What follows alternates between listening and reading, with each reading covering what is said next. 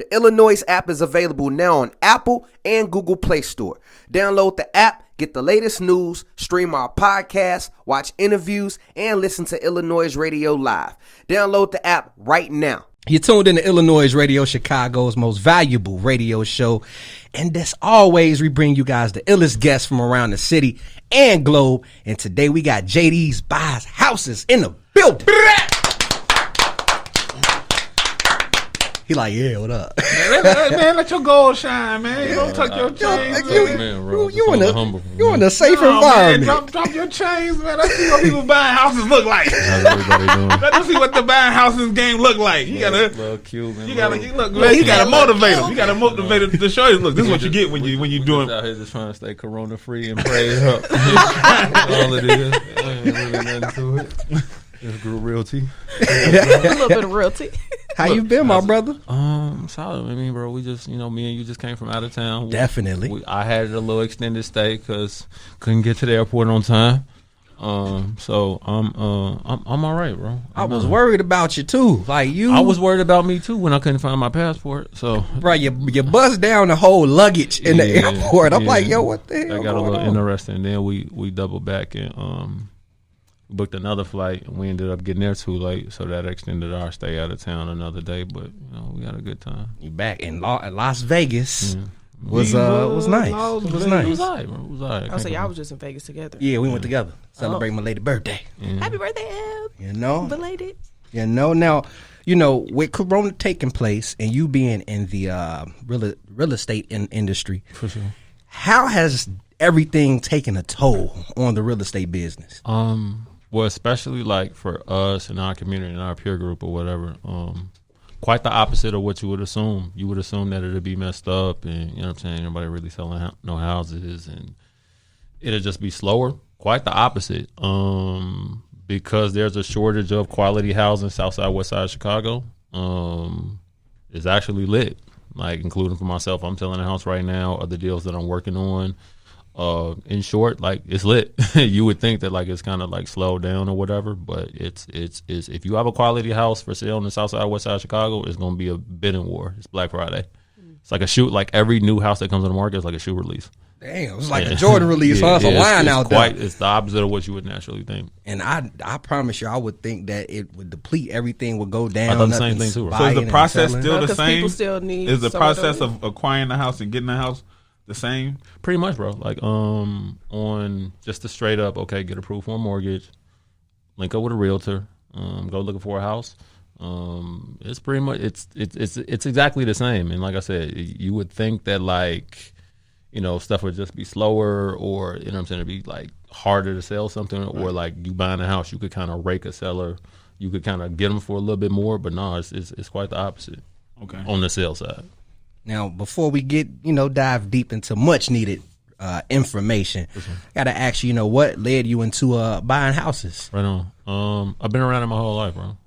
So like I remember, like my pop. I remember vividly, like 8, 9 years old. Like I don't know if y'all was into this, but like there was like this kind of like famous or like well-known real estate dude, Carlton Sheets, and he was like big on like no money down investing or whatnot. Like I remember like listening to that stuff in the back of my dad's car. I was like 8, 9 years old, but I watched my dad like buy like cash advance of a few credit cards and like buy buildings on the west side, fix them up and sell them. And so like a lot of stuff that's becoming cool and very in vogue and very well known, like social media now and house hacking and buying 2 units and stuff like that and cash out refinances. Like I knew about that type of stuff when I was like 19. Yeah, for sure. Like it was I was like playing with toys. You grew up around what you grew up around. You know what I'm saying? I still was like into sports and cartoons and later on girls and stuff like that too. But it's just like stuff that's kind of becoming real in vogue now. It was like, oh y'all was. You know what I'm saying? I've been doing this. Yeah, well, not even necessarily been doing it. But it was something he was familiar with. It was just kind of just like, oh, okay. Like if your daddy a hooper, you're going to be into hooping. You know what I'm saying? You probably shot a few extra free throws. Right.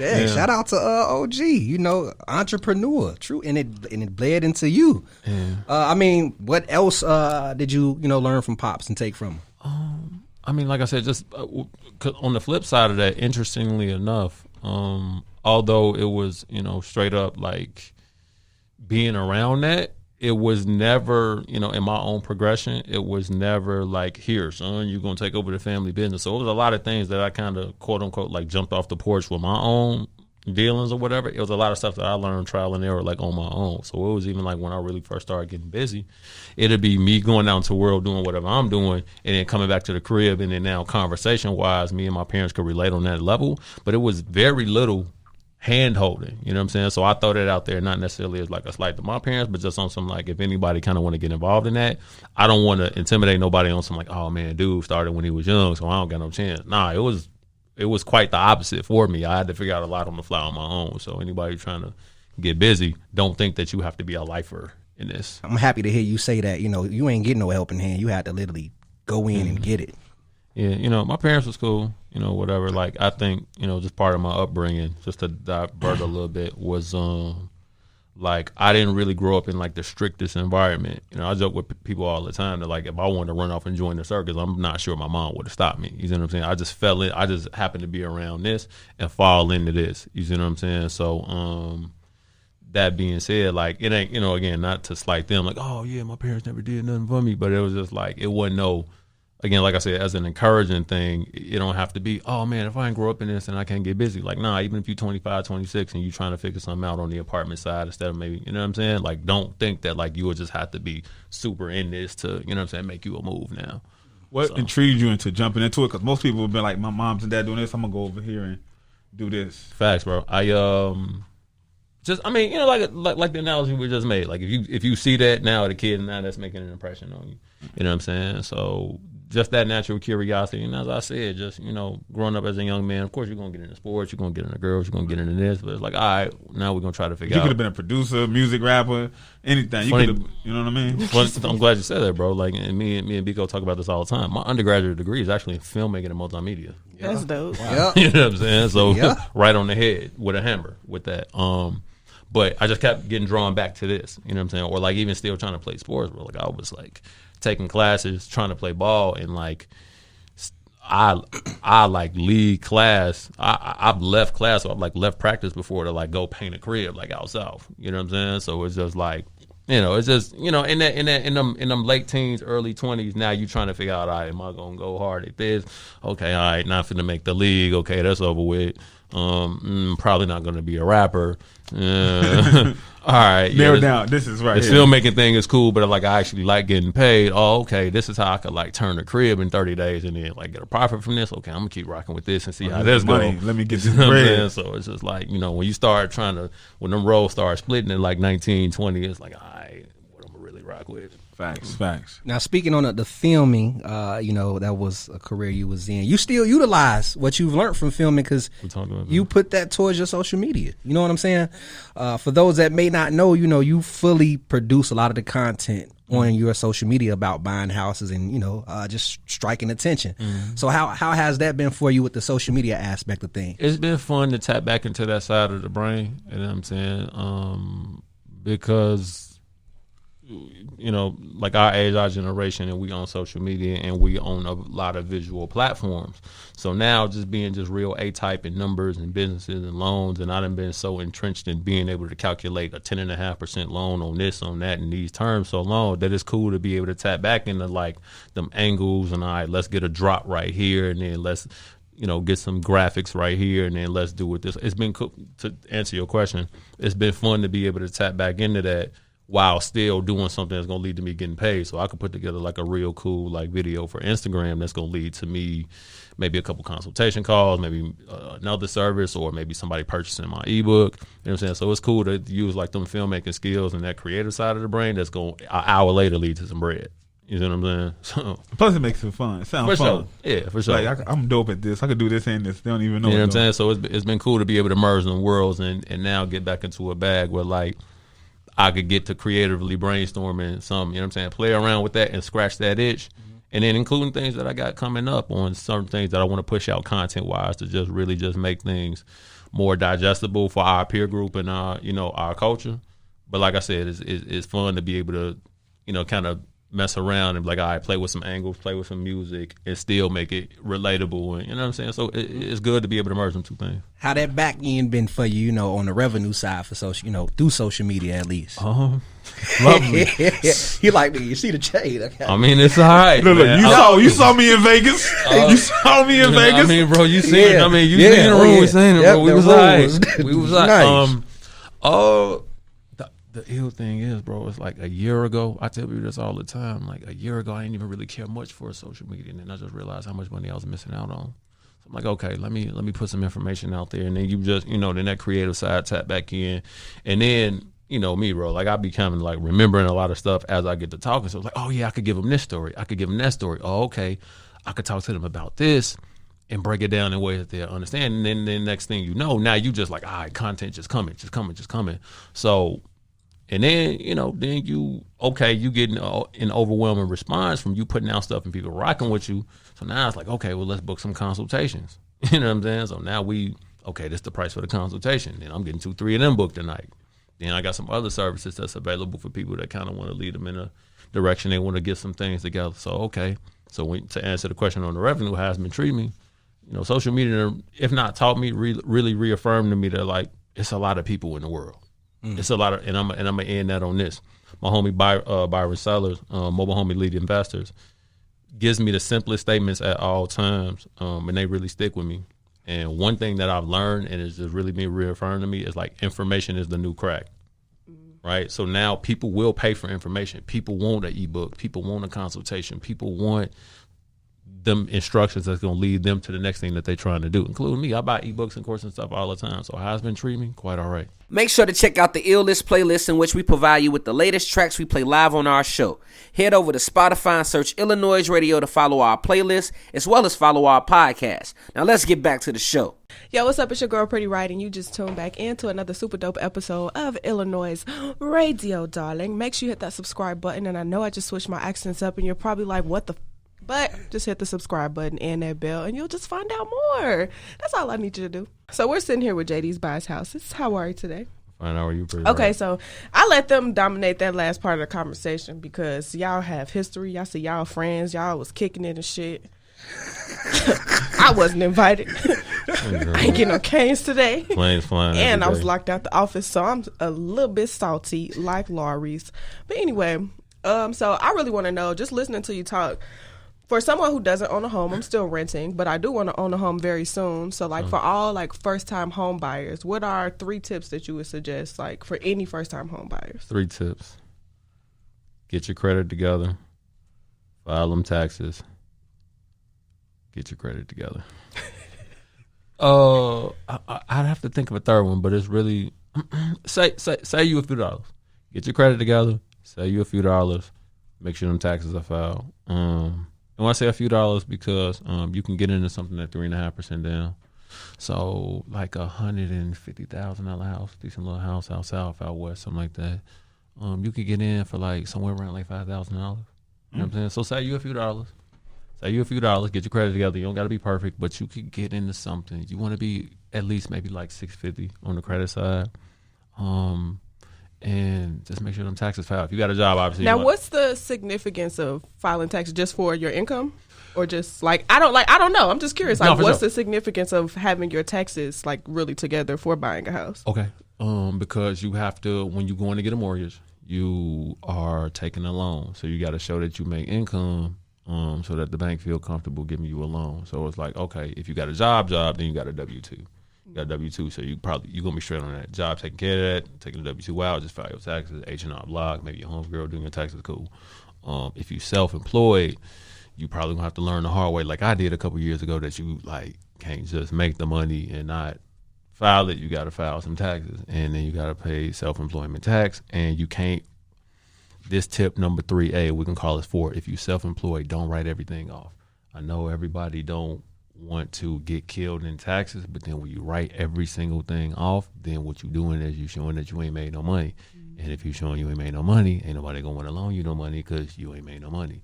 So don't write everything off. Just the large amounts. You know what I'm saying? Like you gotta show that you're making a few dollars so that people feel comfortable loaning you some money. Like, because if you write everything off and you say that you only made like $22,000, who gonna loan you some money? You basically saying that you live in poverty. So what if I'm just like a millionaire, hypothetically speaking, and I don't need to get a loan to buy a house? So is it really, now does that change the house buying process? Like, what if I really just inherit my great grandma from somebody, I don't know, passed away and left me a lot of money, and now I'm like, okay, fuck it, I want to buy a house, but I got $150K for a house. So what, like, how does that change the process if they could just be like, look, I got cash for you right here? Facts. Well, if that's the case, if Granny died, left you some money, or you done made a high single and now you got a few dollars in your pocket, That sounds right. You don't have to get a mortgage. That's just what's the most common thing. So that's why I threw that out there. Yeah, you can go buy you a house cash. And as far as the process, it changed the process only a little bit, that now you don't got to go get a loan because you got it in the bank account. So you, At that point, just paying taxes on the property, right? for sure, paying taxes, obviously your utilities, but not at that point. You're not paying. You don't have to go get a mortgage if you got it all under the mattress. So do I gotta have good credit? And like, what if I got the $150K cash, but my credit like Shot. a 555? Shit, 450. Well, I ain't gonna say that low because you don't need just- to be renting with a 450 till you get that together. If you have $150,000 cash but have bad credit, you can DM JDBuysHouses or JD Fixes Credit so we can get you together on the credit side. That was great promotion. But if you have a bunch of cash and you're dead set on spending all that cash on the house at one time, which I would advise against, this is not financial or legal advice. You should speak to your CPO or your lawyer about those things. But if you dead set on spending all your money on a crib at one time, you don't have to have the best credit. But again, for the rest of us peasants and common folk, It's not safe. most of us probably gonna have to go get some loans and some finance and go be able to buy $150,000, $200,000 on the houses. So if you go into the bank to go get you a mortgage, they gonna want to see what their credit looking like. They gonna want to see that you done filed some taxes. And even if you're getting into some 3.5% down, 5% down, you got to come with that 5%. So on $200,000, 5% down is what, 10,000? You see what I'm saying? So now we got grants and there's programs out there to help with that, but in order to buy a house, you got to be able to contribute to it a little bit. What are some of those grants and programs that people can utilize? So there's one called NACA, NACA, where there's a program where basically you go through their program, they kind of educate you on the home buying process. It's like, I want to say it's maybe like a 6 to 8 week program. I want to say you finish with like a certificate, and then I want to say they hit you with like $5,000 on the down payment assistance when you finish. There's another one, I want to say it's IDA, where I'm just looking at this on my phone. It's these are the two most common ones. There's one called IDA, where it's like, and they have stuff for veterans too. So some of y'all that went off to the military, Air Force, it's all kind of programs for them. But if you can Google something like IDA, I want to say IDHA, so it's like Illinois Department of Housing Assistance, something like that. I want to say they give up to like $7,500 in down payment assistance, and it's which again for these little crib out south, something like that, Right. That could be the whole you dig. You dig. You know what I'm saying? That could be the whole you dig, and now you could really be having like $2,000 in your account, but then come out with a $200,000 house. You know what I'm saying? So yeah, IDHA. And NACA, NACA are two of the more popular down payment assistance and first-time homebuyer programs that people could get into that could really put a real dent in the money that you got to come to closing with when you're talking about buying a house. Man. But don't some of them like programs have like a credit requirement? Awesome question, bro. So I want to say IDA has I was literally just looking at this. I want to say IDA has a minimum like 640 you need, which I mean, if you not just purposely not paying everybody, you should have That's at least a pretty 640. average, You see yeah. what I'm saying? Like you don't really got to be like going crazy or be like crazy on the responsibility side. That you could kind of fall into a 640. Right. You see what I'm saying? So yeah, if you doing all right, you know what I'm saying, a little collection here, a little medical bill, something like that, like you should still be hovering around like 640. Facts. You know what I'm saying? So. Now, I had something in mind. I kind of lost it. I was going to ask you more about the renovation process. How is that, I'm going to speak mainly for you, when it comes to renovating a home and then reselling it, Is that risky? Is that like a gamble, or how is that? In short, yes, because you having a. I'm gonna make this a short answer. You dealing with contractors. You putting your faith in people and putting your money in people's pocket that you don't know, generally speaking. So with certain safeguards and certain things, certain things you could go through, just as far as checking somebody out, checking their work out, seeing how they reliable and trustworthy. But we in Chicago, bro, like people scam. You see what I'm saying? So it's just like, in short, using your uncle or your your mama crackhead friend from church in order to do the work on your house, that ain't the way to go. That ain't the way to go. On renovations, you're going to want to like get references. You're going to want to check out their work. You're going to work, like I said, references, they work, stuff that they did. That's probably a whole episode. Like I'm just gonna leave y'all with this. It ain't like what you see on HGTV. Like that shit is not real. I knew they made that look too easy. Because first of all, just buying furniture, shit, is hard. So I know if you putting it together and you remodeling it, you starting with nothing. Like, at least I got the walls to look at and be like, okay, I have a color. Yeah. If you building a house, it's like bricks. HG, that's a fact. HGTV be sending a lot of people off. Especially like here in Chicago, a lot of the houses are 60, 70 years old. A lot of the buildings were built in the early 1900s, maybe late 1800s. So now I'm going to just leave you with this. When you kind of like making the houses nice and pretty and the real nice renovations that you've seen, or maybe you got a friend, family, or whatever, they got like the cold house in the family. That was, the house may be 60, 70 years old. Them houses weren't built to meet the needs of like what we want now. So like, the in-wall chargers that charge the phones fast, or like furnaces that could heat a whole house for a family of four, right. Or like bedrooms that could actually house furniture that we have now. That shit wasn't made like that in 1960s. Thanks. So a house that you maybe buy like in Auburn Gresham or something like that, you buying the location and maybe the shell of the house, but everything in it, when you buying and renovating it, gonna have to be changed. You got to do all that plumbing and all. You know what I'm saying? So it ain't. So I'm just gonna throw this out there, like them paint and carpet flips, and like I said, like all that HGTV type stuff, like that ain't how it really goes, especially not in Chicago. Now I want to know too, for people that's looking for homes and houses and things of that nature, what should they be looking for before they buy? Generally speaking, something that they can afford. But I'm sorry, that's not funny, but that's funny, but no, it's sad that you got to say that. We gotta really push financial frugality and responsibility within our culture. Something that they can afford, but they should probably consult with a realtor to begin with at Ashley MRAC. Should start with a realtor first to have a consultation with about what your options are, where you at as far as on the approval process if you need a mortgage. But just, something that fits you and your family and something that could really fit your pocketbook. You know what I'm saying? If you're renting currently, you probably want to go for something that's a little bit less expensive than what you paying in rent now. So now you coming out on top, you owning something, and then you saving some money. So, no, go ahead. So so I hear a lot of people say that they're like renting to own. That's what I was for the break. Do you suggest that? What's really to that? Like, is it really just as simple as, I'm just going to keep renting it until I've paid the house off? Or like, how does that go? A rent to own would be, I own a house, you want to come rent, or you want to buy, but maybe your credit not right in order to buy it now. You drop a deposit that's going to get credited towards the purchase price. Your monthly payments, part of your monthly payment is going to go towards the purchase of the house. I'm going to give you a year, maybe 2 years to get your credit together to where now you can go ahead and buy the house. That's that process in short.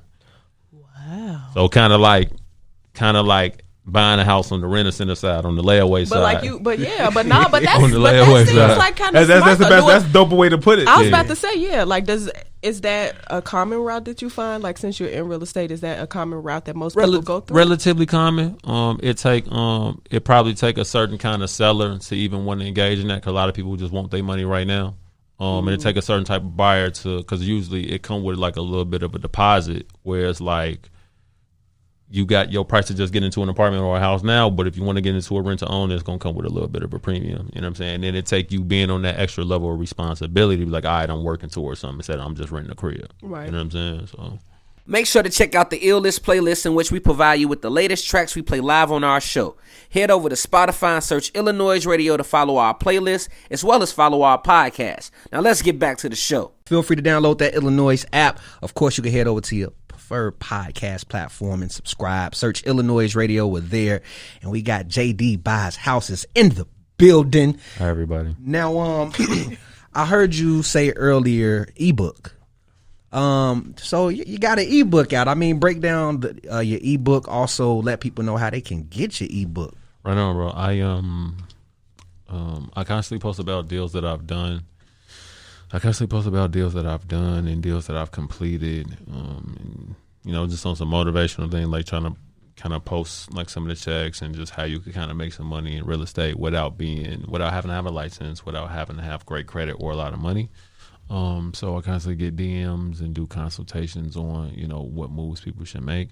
So I just decided to come out with an ebook that's narrated over a Zoom call. So I basically call it a course on how one can actually film some more content for it yesterday, but how one can take ugly buildings that we ride past or abandoned houses that we see in the hood and then turn them into 5-figure checks. I've done that several times and I've documented that over my on my social media. So of course that just explains it like, if you don't have a whole lot of money, if you don't have great credit, but you kind of, drive past cribs all the time and you see like, damn, like, what's going on with this? I just, put out a whole thing to show people how to get busy with that. And we just now coming up on 90 days of it being out, and already 2 people that have bought my course have done $10,000 deals from the course since it being out. Damn. That show, y'all need to go get that ebook. I was about to say, that's a great conversion rate. Show is excellent. Yeah, because $10,000 is a lot of money no matter which way you flip it. Yeah, so just flipping buildings or just like, some of my methods that I use in order to do deals, I just kind of put it into a book to show people how to, like I said, without having to go take the real estate class, without having a whole lot of money, without having great credit, how you could take a building in the hood and turn it into a 5-figure check. And like I said, 2 people who have already done it in less than 90 days of my course being out. And I have those testimonials posted on my wall. So, I mean, how can people purchase this ebook? Link in the bio. I mean, let people know your social handle. Instagram, JD Buys Houses. Twitter, JD Buys Houses. Facebook, JD Buys Houses. But on Instagram, I have a link in my bio on where people can purchase my course. On I think my official name of it is the JD Buys Houses Guide to Off-Market Deals, and that.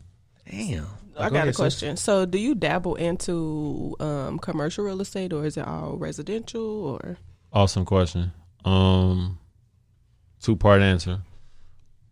To answer your question, yes, but anything over 4 units actually is considered commercial. Okay, and that was actually going to be a follow-up question for me, because that's something I thought about doing. Like, I want to buy a building just for the sake of me and my little brothers, just to always have something in our name. For sure. But I do also want to have another property eventually. Like, once I do that, get the feel of it, but have another property and actually rent it out. So I was like, thinking at what point does it go from just a residential property to commercial? So again, 2-part, like anything above 4 units is actually considered commercial.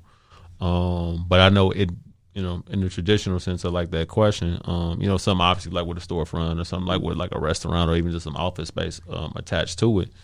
I've got my hands in a couple of things like that on the traditional commercial side, but I was actually in the middle of posting before I came in here, middle of posting the step-by-step on how I did a deal on a 6-unit a little around like this time last year. So all the deals that I've done, I try my best to put together like a step-by-step and show people how I did the deal, you know what I'm saying, and put it out there on social media.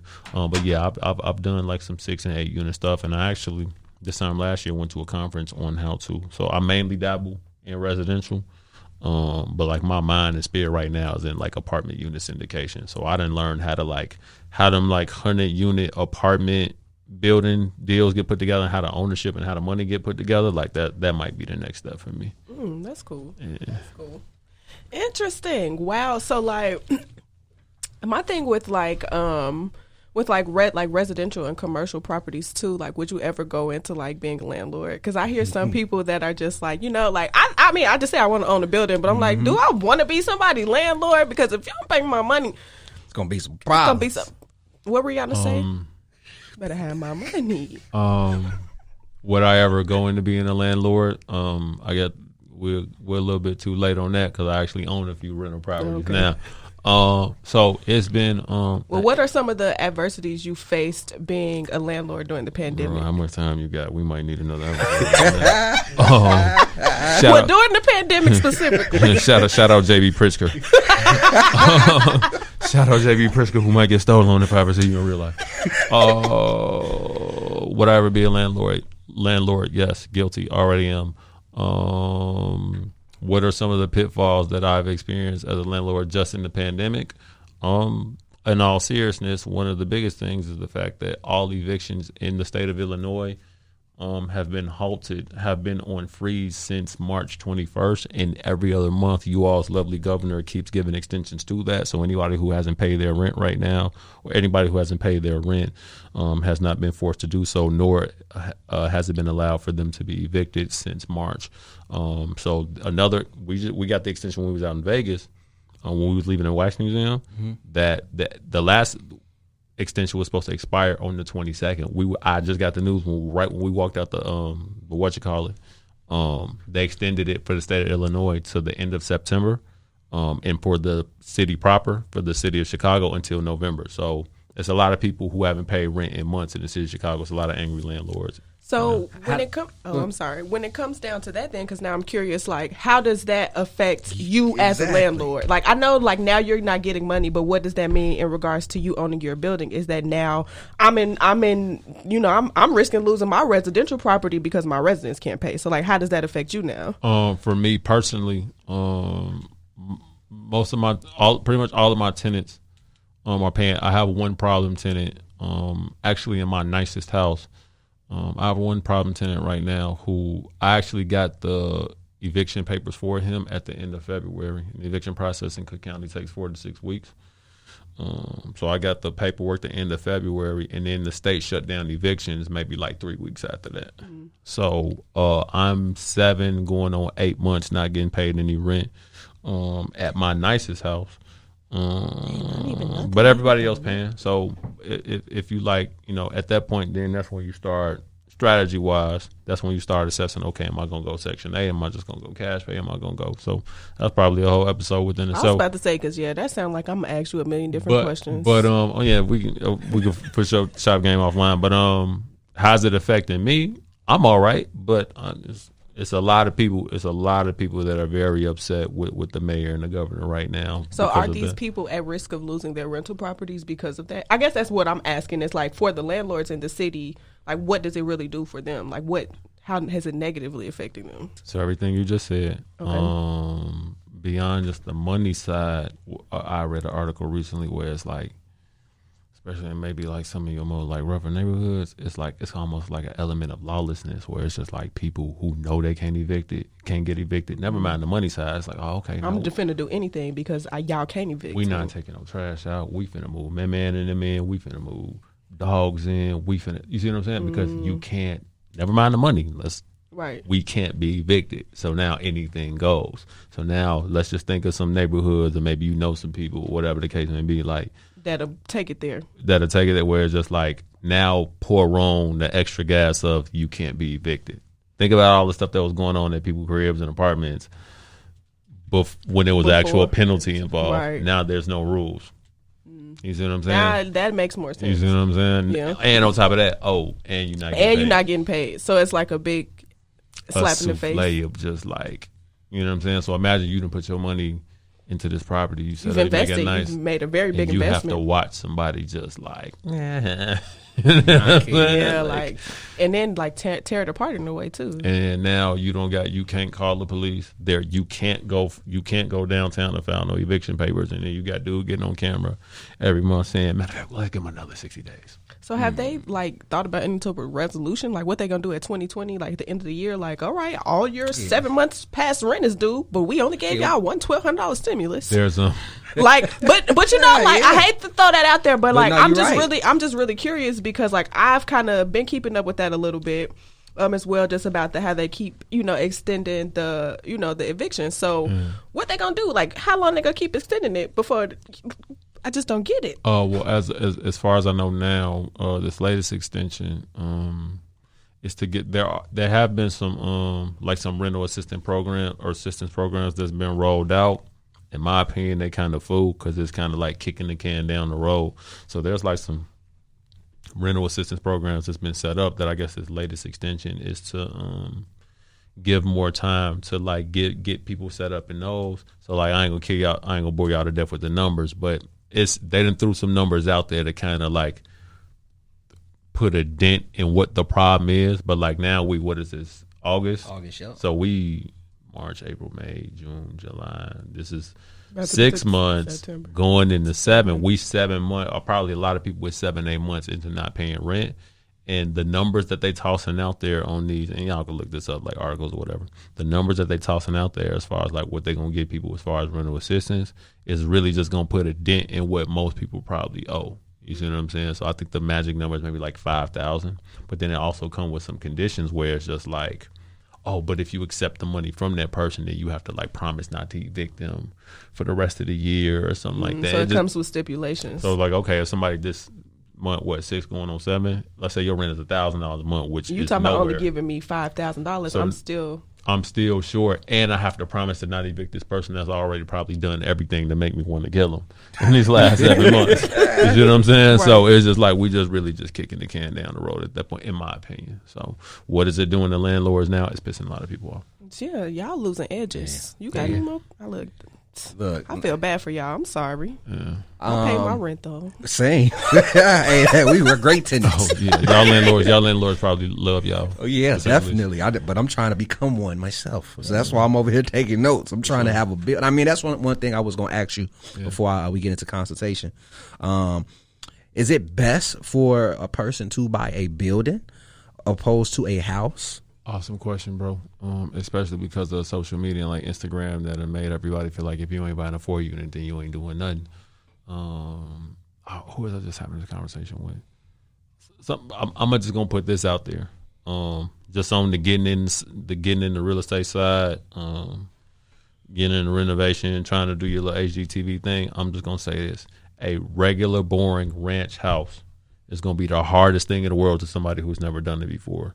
So, me personally, and I say this to like my consultation or clients that hit me or whatever, everybody want to start off buying buildings. Okay, that's cool. But these be a lot of people that never even bought a screwdriver before. Damn. You see what I'm saying? meaning they're screwed.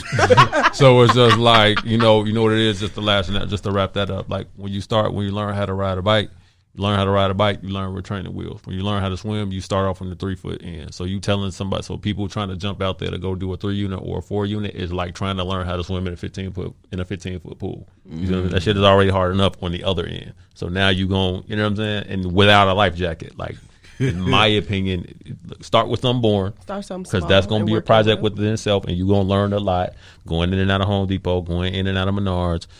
Pricing, how to deal with contractors or whatever on just something basic and boring. Hopefully you don't lose no money on that. But you starting somebody off on a building, I wouldn't do it.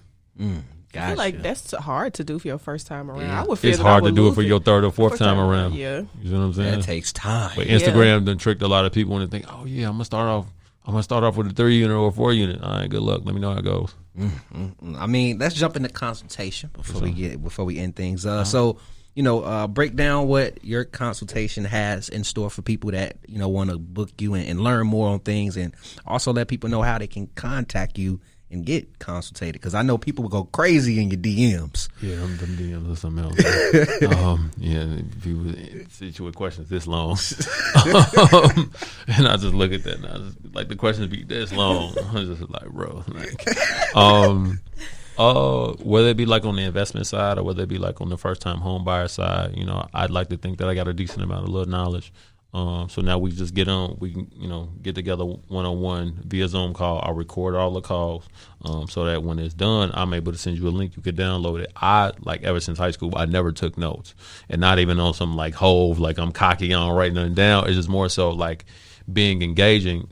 And I make this a point when we get on Zoom, where if you just trying to hang on every single word, just writing, now we not even connecting. You see what I'm saying? So I paid like a little extra to Zoom every month to make sure I could be able to record it, so that when you're done, I could send that to you. You could rewind it, you could play it, you could have that. You see what I'm saying? I don't want you having to take notes. I want us to get on face to face, and I share my screen with you. We look at notes together, we look at spreadsheets, we're looking at everything, and then we could just really rock out. Not you paid me to talk to you. You know what I'm saying? Figure something out, and the whole time when you want to think, that's whack to me. You know what I'm saying? So my consultations are available via the link in my bio.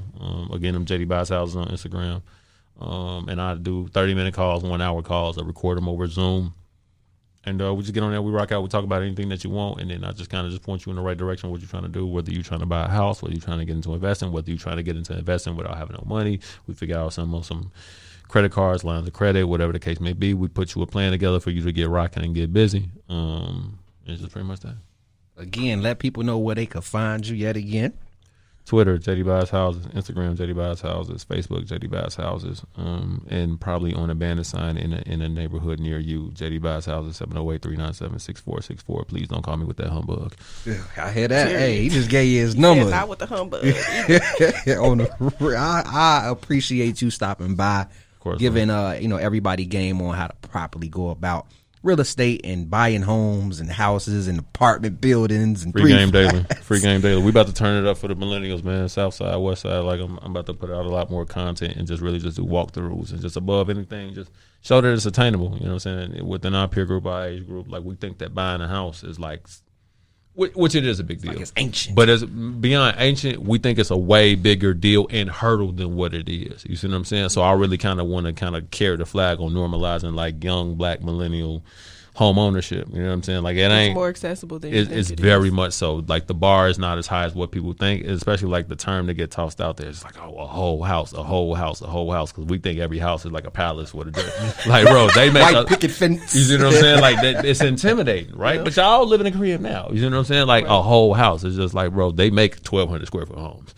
You know what I'm saying? Like you don't have to buy. Yeah, when you buy a house, it don't have to be a mansion. You can buy something for you, your lady, your kids, somewhere for y'all, and it just be that. And your mortgage be like $800 a month, and you be super safe and it's cool as hell. Like it don't have to be like no wild crazy. You see what I'm saying?